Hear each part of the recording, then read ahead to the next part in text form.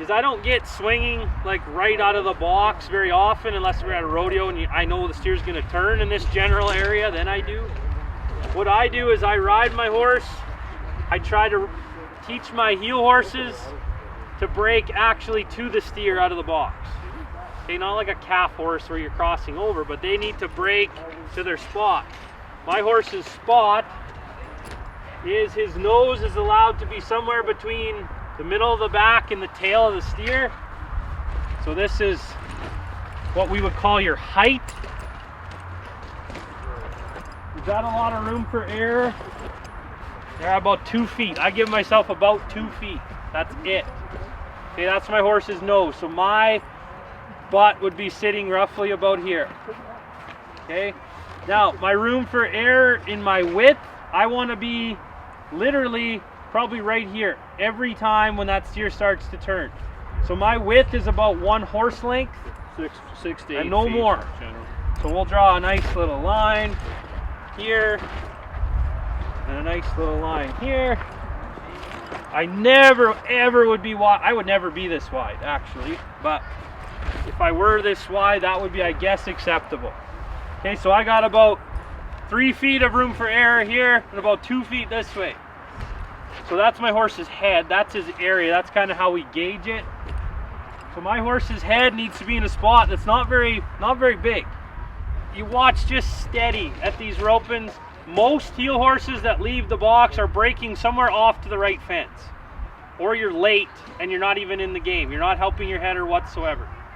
I'm not suggesting you ride at steers' heads and carve them all to the left fence. There's a time and place for that. Today is not the time or the place. I'm suggesting though that you get in the game. Okay, you get in the game. Now, I want my horse's nose, you know, and if the steers are, depends on the steers. If they're just medium, I want to leave the box just maybe slightly before my header. Today, just kind of come with the steer. See if you can actually get your horse's nose even with that steer's hip and 1 horse length wide, no wider. Okay, you want to be right here. All right, if you can establish that going down the arena, your corner is going to be so much easier to ride. It's crazy. Okay. Now, some of you, we're in Canada and we rope inside a lot in the winter. It sucks, just the way it is. Most of our arenas are too small. And if you're the heeler driving every steer to the left corner, then you're not a very popular guy. Okay, so there's a time and a place where you kind of got to back off and just make runs. If you are competing though, you need to be in position. What good is it for you to be back here scared that you're going to move the steer left? What if your header actually catches them and turns them good? You're in no position to actually catch the feet. Okay, I always try to place my horse's nose even with the hip and 1 steer length wide, and I'm swinging. Okay, that is the position down the arena. That one thing can change a lot of your roping. If you're here, it's actually pretty hard to screw up a corner. Well, it's not that hard, but it's a little bit difficult to screw up a corner from there. Okay? Hey, Dirk. Honestly, when that steer turns, I am doing very, very little with my hands or my feet. Okay? If you watch me rope, there's not a lot of pulling or kicking, especially not pulling and kicking at the same time.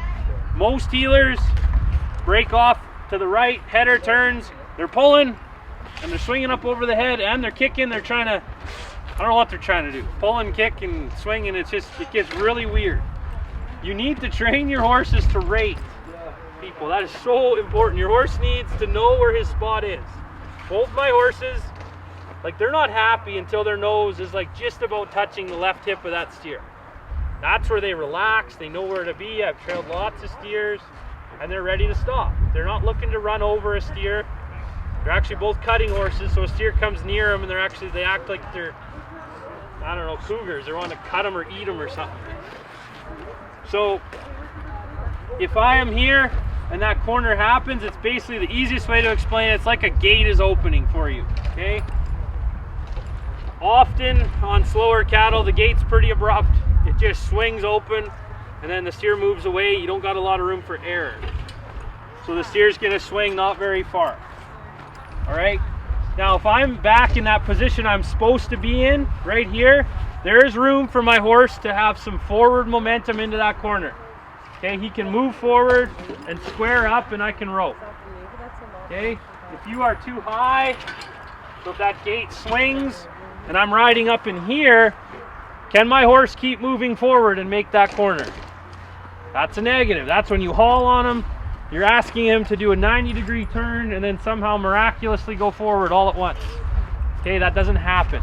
You can't just and then go. You're gonna be pulling, yeah, but then you're gonna be this far away at least and catching up.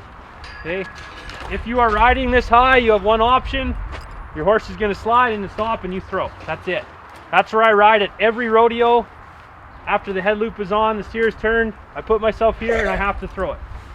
Because I have to throw it to win anything. That's just the way it is. But if you are at a jackpot, you want to be down a little lower. That gate opens, give yourself some space just to ride in there nice and smoothly and rope. Okay? The easiest way to rope is to be closer to the steer when the corner happens. So your horse doesn't have to change speed, doesn't have to change nothing. Okay? That steer's gonna turn, he's just gonna sidle in there into a spot. Ideally for you guys, when Cody and I years ago trying to figure this thing out, we would just put our horses in the spot and swing, swing, swing until we were in time and we'd rope. Whether that's the third, fourth, fifth, sixth hop, that's fine. Swing through the hops until you can catch. It's better to be too close initially than too far away.